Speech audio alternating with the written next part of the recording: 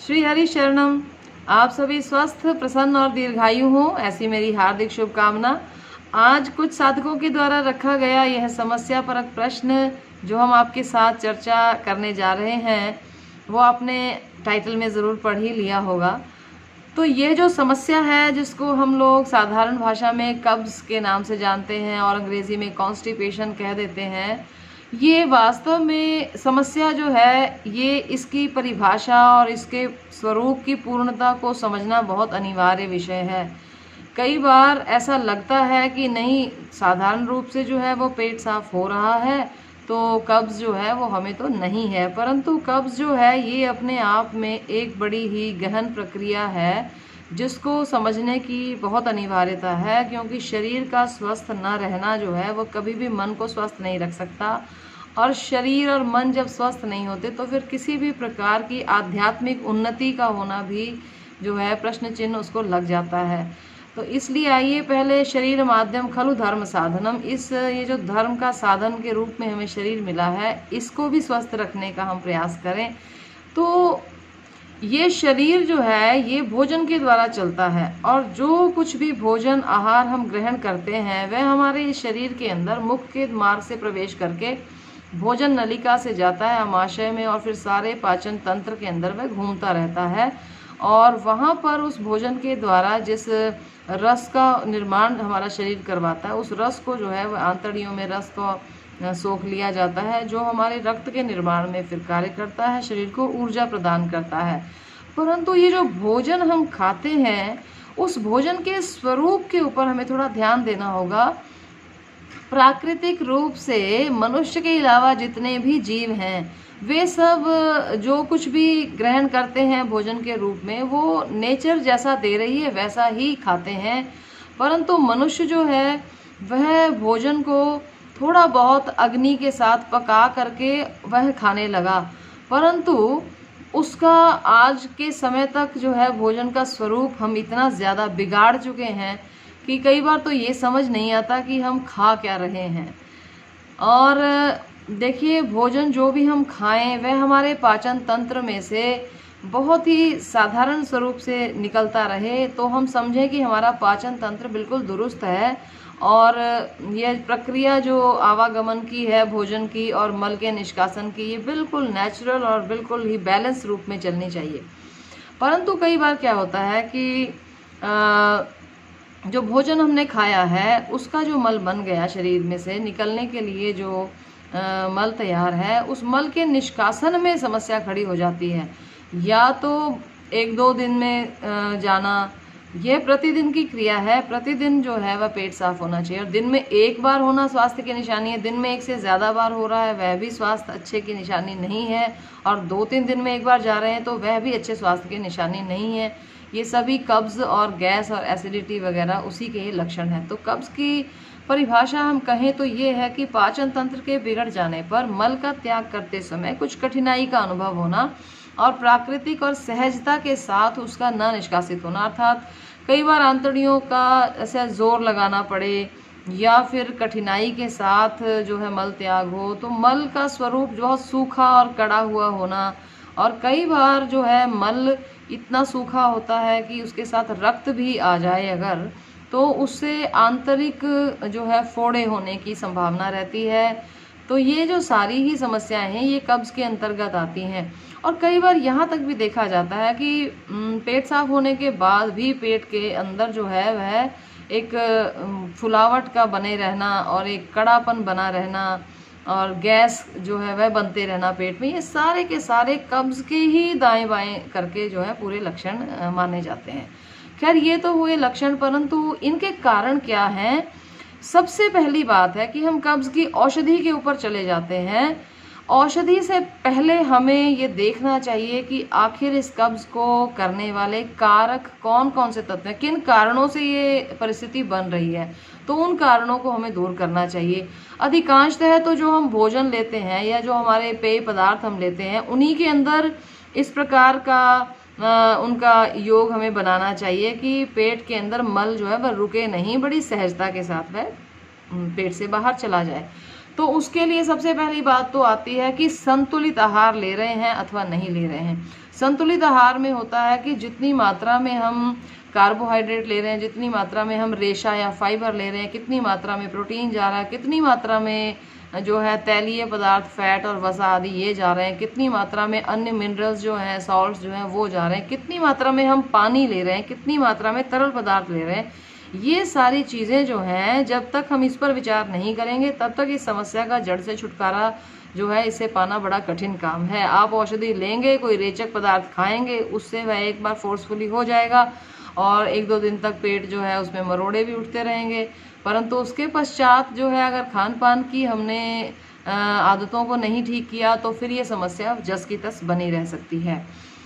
तो इसमें हम आ जाएं, ज़्यादा से ज़्यादा हमें जो है वो रेशे वाले पदार्थ खाने की कोशिश करनी चाहिए, फाइबर कंटेंट जिसमें ज़्यादा हो।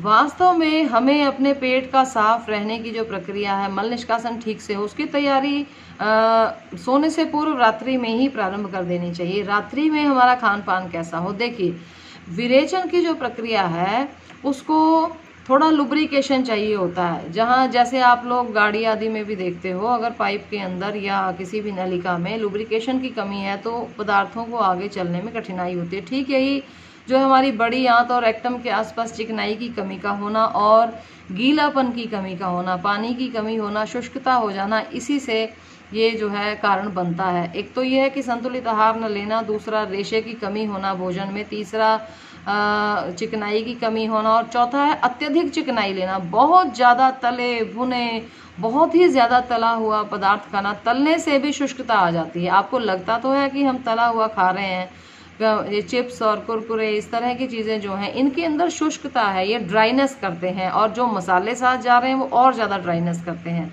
तो इस ड्राइनेस को दूर करने के हम जो है वो प्रयास आगे करेंगे। तो कारणों में तो यही बात है। और दूसरे, ये तो हो गए आहार संबंधी कारण है। दूसरे जो और प्रमुख कारण है वो है कि मन का शांत न रहना और मन के अंदर कुछ इस प्रकार के विचारों का बने रहना, कुछ मन के अंदर इस प्रकार की जटिलताएं और कड़ापन मन के अंदर रखना, जिससे कि हमारा जो शरीर है वो प्राकृतिक रूप से जो है रिलैक्स नहीं हो पाता। रिलैक्सेशन ऑफ इंटेस्टाइन्स जो है वह परम अनिवार्य है। आप अच्छा खा रहे हैं, संतुलित खा रहे हैं, फाइबर भी बहुत ले रहे हैं, परंतु आप सोते जागते उठते बैठते हर समय अपने आप को बिल्कुल टाइट रखते हैं, कड़ापन सा रखते हैं, विचारों में भी कड़ापन है और शरीर से भी हर समय अलर्ट रहते हैं। तो उससे क्या होता है कि जो प्राकृतिक रूप से हमारी आंतड़ियां हैं वे रिलैक्स्ड नहीं महसूस करती हैं, वे आराम की स्थिति में नहीं होती। तो जब तक वो रिलैक्स नहीं होती हैं तब तक मल द्वार जो है वह खुलता नहीं है, या मल द्वार के आसपास की जो मांसपेशियां हैं वह पेशियां जो हैं उनकी गति नहीं होती, उनके अंदर जो है एक मोशन नहीं बनता है। तो उसके कारण भी ये समस्या खड़ी हो सकती है। तो इसके लिए हमें हर समय अपने आप को रिलैक्स रखना चाहिए, कैसी भी परिस्थिति हो तो हमें उसके अंदर शांत भाव से और बड़े ही अपने आप को कभी भी जो है किसी भी परिस्थिति में हम ऐसा टाइट एकदम से ना करें, और ऐसी परिस्थिति में पड़े ही क्यों। अच्छा, ये तो हो गई कुछ मन के विचारों और शरीर के साथ जुड़ी हुई बातें। अब आ गई बात कि हमारा जो शरीर है वह अगर दिन भर आलस्यपूर्ण एक ही अवस्था में लेटा हुआ है, पड़ा हुआ, या एक ही जगह, कुछ लोग ऐसे हैं जो सारा सारा दिन एक ही जगह पर बैठ करके बिता देते हैं। तो ऐसी परिस्थिति में एक ही जगह बैठे, एक ही कमरे में या एक ही घर के अंदर, यह भी मनुष्य के लिए बहुत स्वास्थ्यवर्धक नहीं है। प्रतिदिन मनुष्य को चाहिए कि वह 4 दीवारों से बाहर निकल के कम से कम 1-2 घंटा जो है वो प्रकृति के साथ एक नेचुरल ढंग से, एक प्राकृतिक ढंग से विचरण करे। वो चाहे किसी बाग में सैर कर ले, पेड़ों के नीचे बैठ जाए जा कर के, अथवा वो कोई खेतों में जा कर के थोड़ा बहुत वहाँ पर वह कार्य करे। और ये जो है नेचर के साथ समय बिताना आपको ये एक प्राकृतिक मोड में दोबारा से लेकर के आता है। तो जिस प्रकार से निद्रा का ठीक से लेना, नींद भी बहुत अहम रोल निभाती है। अगर नींद अच्छे से नहीं ली है और किसी कारण से रात्रि में जागरण करना पड़ गया, रात भर जागे हैं, तो उससे भी शरीर जो है वह एकदम से शुरू में पता नहीं चलता, परंतु जो रातों को जागना या डिस्टर्ब्ड स्लीप जो है ये धीरे धीरे कॉन्स्टिपेशन का कारण बन जाती है, क्योंकि उससे जो हमारा शरीर है वो पूरा रिलैक्स नहीं हो पाता। अच्छा, इसके पश्चात आ जाता है कि हम लोग अपने भोजन के अंदर कितनी मात्रा में फल, सब्जियां, सैलड इत्यादि जो है ये चीज़ें ले रहे हैं। कच्ची सब्जियों का खाना जैसा प्रकृति ने हमें प्रोवाइड किया है उसी रूप में फल और सब्जियों को खाना, चबाना, और ये जो चबाने की जो प्रक्रिया है इससे हमारे मुख के अंदर की जो सारी पेशियां हैं वो क्रियान्वित हो जाती हैं। जितना ज़्यादा कच्चा भोजन आप चबाएंगे तो ये जो क्रियान्वित यहाँ से होंगी वो आगे फर्दर मैसेज भेजती हैं। देखिए, मांसपेशियों का काम करने का तरीका जो है वो इतना बढ़िया है, ये आपस में इतने कोऑर्डिनेशन के साथ काम करते हैं। अगर भोजन को, ये आप ध्यान से इस बात को फॉलो करिए, मुख में जब भी एक कौर डालें उसको कम से कम 32 टाइम्स, कम से कम 32 बार उसे दांतों से हमें चबाना चाहिए। ये चबाएंगे जब आप 32 बार, तो ये जो मसल अंदर की हैं जिनको ऑरल मसल्स कहते हैं, ये जो है ये हमारे गले की मसल्स को एक संदेश भेज देती हैं कि हम जो है क्रियान्वित हो चुके हैं और हमने उसको तरल बना दिया है, अब तुम आगे इसको ग्रहण करके और आगे भेजो।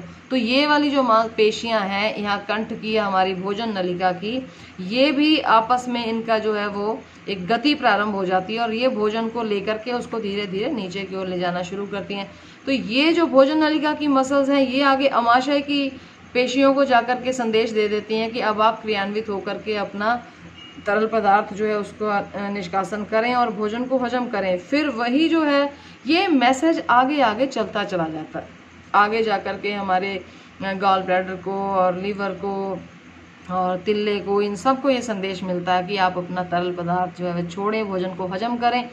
उसके पश्चात भोजन जो है छोटी आंत में, छोटी आंत के पास भी यही संदेश आता है। ये जो मस्कुलर इन्फॉर्मेशन जो आगे आगे जा रही है उसके कारण एक गति पैदा हो जाती है और फिर छोटी आंत जो है वो बड़ी आंत के पास जब धकेल देती है, सारा कुछ छोटी आंत ने सारा उसमें से जो है तत्व ग्रहण कर लिया और जो वेस्ट जो बच जाता है वो बड़ी आंत के पास उसको सेंड कर देती है, आगे फोर्स करती है। तो बड़ी आंत के पास भी ये मैसेज पहुंच जाता है कि अब मुझे भी आगे आगे जो है उसको कार्य को करना है। इस सारे कार्य में लगभग 24 घंटे का समय लग जाता है। तो एक दिन की प्रक्रिया पूरी होती है तो 24 घंटे में एक बार जो है हमारा मल निष्कासन का जो काल है वह आ जाता है और उस समय बड़ी सहजता के साथ मल जो है वह निष्कासित हो जाए तो हम समझ लें कि हमें कब्ज की शिकायत नहीं है। तो अब ये तो हो गया कि एक प्रक्रिया क्या है। इसमें एक महत्वपूर्ण बिंदु हमारे पास समझ में आया कि हमें मुख में भोजन को चबाना बहुत ज़्यादा चाहिए और प्रसन्नता पूर्वक आनंद से, और ध्यान जो है चबाते वक्त भोजन में होना चाहिए, अंतर ध्यान होकर के भोजन में। माइंडफुल ईटिंग आजकल काफ़ी ये कॉन्सेप्ट चल रहा है, अर्थात ध्यान के साथ खाएं। ये नहीं कि इधर चबा रहे हैं और उधर टीवी देख रहे हैं या किसी और चीज़ कुछ पढ़ रहे हैं, मोबाइल देख रहे हैं, तो इन सब चीज़ों में क्या ध्यान डाइवर्ट हो जाता है और हमें पता ही नहीं चलता, आधा चबाया हुआ या बिना चबाया हुआ हम भोजन जो उसको निगलते जाते हैं। याद रखिए, तेज़ तेज़ तेज़ गति से खाया हुआ, बहुत तेज़ी से खाते हैं बिल्कुल स्पीड के साथ, वह भी जो है मस्कुलर मूवमेंट नहीं होता, वो फोर्सफुली जाता है और वो इसी प्रकार से निकल जाता है, उसमें से अच्छे से तत्वों का शोषण भी नहीं हो पाता और वह मल जो है वो ठीक हमारे रेक्टम मल द्वार तक जो है मैसेज कब पहुंचता है। ये जो समस्या होती है कि मल द्वार के समय जोर लगाना पड़ा, उसका कारण क्या है? क्योंकि हमने मुंह में रख के भोजन को चबाया नहीं। 32 बार जब चबाएंगे लगातार, अगर आपको 15-20 मिनट आधा घंटा लगता है, आधा घंटा जब आपके ओरल मसल्स की प्रैक्टिस होती है तब मल द्वार तक ये संदेश पहुंच जाता है और फिर मल द्वार जो है वो बिल्कुल इजीली रिलैक्स होकर के उसको निष्कासित कर सकता है। तो इसलिए मुख में भोजन को रख के चबाना बहुत अनिवार्य है। उसके लिए आप स्प्राउट्स खाएं, दालों को भिगो करके खाएं और सलाद खाएं खूब सारा, तो फाइबर खूब लें। अपने सुबह के नाश्ते में आटा बिल्कुल कम प्रयोग करें, सब्जियां बहुत ज़्यादा डालें, फाइबर काफ़ी मात्रा में डालें, तो ऐसा आप नाश्ता खाएं। और एक ऐसा जो है अब ये समस्या आती है कि हम ये सब कुछ कर रहे हैं परंतु फिर भी किसी को अगर बहुत पुराने समय से कब्ज़ की शिकायत रह रही है तो अब हम इस कब्ज़ का ऐसा निवारण करने के लिए इसका कुछ खोज करें, जो कुछ ऐसा पदार्थ हमारे भोजन में होना चाहिए जिसके खाने से ही हमारे जो है इस कब्ज़ का निवारण हो सके। तो आज की वीडियो में हम केवल इतनी ही चर्चा करेंगे कि कब्ज़ की परिभाषा क्या है, किस ढंग से भोजन को चबाया जाना चाहिए, किस ढंग से ये प्रक्रिया कार्य करती है, ये सारे नेचुरल वेज हैं। हमें अपने भोजन को संतुलित लेना है, भोजन को सही ढंग से लेना है और फिर उसको जो है किस प्रकार से हमें अपने इस बॉडी को अडेप्टेशन करनी है। प्रतिदिन इतने आराम के साथ आप भोजन करेंगे, विचार सम्मत भाव से भोजन करें, तो ये जो भोजन है ये निस्संदेह बिल्कुल नेचुरल तरीके से जो है मल द्वार से निकल जाएगा। अब कब्ज का जो निवारण है उसके लिए आज मैं आपके सामने एक ये ऐसा पेय पदार्थ लेकर के आई हूँ जो किसी भी प्रकार से फोर्सफुल जो है वो प्रक्रिया नहीं होने देता। और ये जो पेय पदार्थ आप देख रहे हैं इसके अंदर हमने क्या किया है कि ये 1 गिलास है, हमने 2 गिलास पानी लिया। 2 गिलास पानी में हमने 1 चम्मच सौंफ जो है वह कूट करके डाली, 1 बड़ा चम्मच सौंफ का उसको कूट के डाला। और इतना टुकड़ा 1 उंगली के बराबर लगभग 2-2.5 इंच का दालचीनी। दालचीनी जो है वो बहुत ज़्यादा पाचन तंत्र को, पाचन की प्रक्रिया को दुरुस्त करती है। अगर बिगड़ा हुआ पाचन है हमारे पेट का तो वो दालचीनी और सौंफ जो है दोनों रामबाण औषधियाँ हैं। और इसके साथ हमने 3 से 4 लौंग ले ली हैं और ली हैं 3 से 4 हरी छोटी इलायची। इन सारी सामग्री को या तो आप किसी छोटे से पत्थर की जो सिलबट्टा आता है उसमें कूट करके उसको डालें और उसको अच्छी तरह उबलने दें तब तक जब तक कि वो आधा रह जाए। तो ये जो पेय पदार्थ हमारे सामने आया है इसको मैं मैजिक ड्रिंक कहती हूँ। ये पेट के लिए बहुत ही ज़्यादा कारगर एक औषधि कहें या इसको आप अपना एक रेगुलर पेय पदार्थ लें। तो दिन में अगर आप 8 से 10 गिलास पानी पीते हैं तो उसमें 1 गिलास जो है ये आप बना लें और इसको जो है आप अपने भोजन के पश्चात पी लें या रात में सोने से पहले। तो खैर अब मैं आपको कल और औषधियाँ बता दूंगी और कुछ ऐसे नेचुरल तरीके जो इसका दूसरा भाग आएगा उसमें बताऊंगी। आज तो आपके सामने ये जो एक मैजिक ड्रिंक है, आप अगर इसका रेगुलर सेवन करना शुरू कर दें, स्वादिष्ट भी लगता है पीने में, तो इसको पी लेने से कब्ज जो है वो कभी रहने वाली ही नहीं। परंतु पीने का ढंग इसका भी वही होगा, 1 घूंट मुख में लें और जिह्वा और ओरल मसल से उसको मुख में थोड़ी देर रखना है। पानी या पेय पदार्थ जब भी पिए तो ऐसा नहीं कि गटागट पी जाएं। आयुर्वेद का एक सिद्धांत है कि भोजन को पीना चाहिए और जल को या दूध को खाना चाहिए, अर्थात सॉलिड पदार्थ जो हैं उनको पीना चाहिए और जो पेय पदार्थ हैं उनको खाना चाहिए। तो इससे हमें ये बात समझ में आई कि आप भोजन को पिएंगे कैसे। जो अनाज हमने मुख में डाला उसको इतना ज़्यादा चबाना है, कम से कम 32 बार चबाना है, तो वह बिल्कुल तरल हो जाएगा आपके मुंह में ही। इतना तरल हो जाना चाहिए कि आपको ऐसा लगे कि हमने भोजन खाया नहीं है, भोजन को पी रहे हैं। अब आई बारी पेय पदार्थ की। तो पेय पदार्थ को हमने जब पीना है तो उसको अपने मुख में उतनी देर तक रखना है जितनी देर तक हमें कोई चीज़ चबाने में लगती है, अर्थात पेय पदार्थ को इतना धीरे धीरे जैसे कि हम खा रहे हैं उसको। तो ये हमने सिद्धांत अपने बुजुर्गों से बचपन में सुना था कि रोटी को पियो और दूध को खाओ तो कभी भी बीमार नहीं पड़ेगा व्यक्ति। तो ये जो है सौंफ, दालचीनी, 1 चम्मच सौंफ, 1 अंगुली के बराबर दालचीनी और 2-3 लौंग, 2-3 इलायची का काढ़ा जो है ये आप अगर लेंगे दिन में तो ये जो है ये कब्जी को रहने ही नहीं देगा। कब्जी का निवारण तो हम बाद में करेंगे। ये तो वो चीज़ है जो आपके पाचन तंत्र को मजबूत करेगा, आपकी जो डाइजेस्टिव सिस्टम है ये उसको इतनी ताकत देगा, इतनी शक्ति देगा कि वह ठीक से कार्य कर सके और बिल्कुल जो है ठीक से आपका मल निष्कासन की जो प्रक्रिया है वह चल सके। तो आज की वीडियो में हम इतनी ही चर्चा करेंगे। अब जो शेष चर्चा है वो हम कल दूसरे भाग में करेंगे। बहुत सुंदर सुंदर यौगिक निवारण भी और बहुत सुंदर बातें जो हैं, बहुत अच्छी काम की बातें हम कल के भाग में लाएंगे। तो आप बने रहिएगा हमारे साथ और स्वस्थ रहिए, मुस्कुराते ज़रूर रहिएगा। धन्यवाद।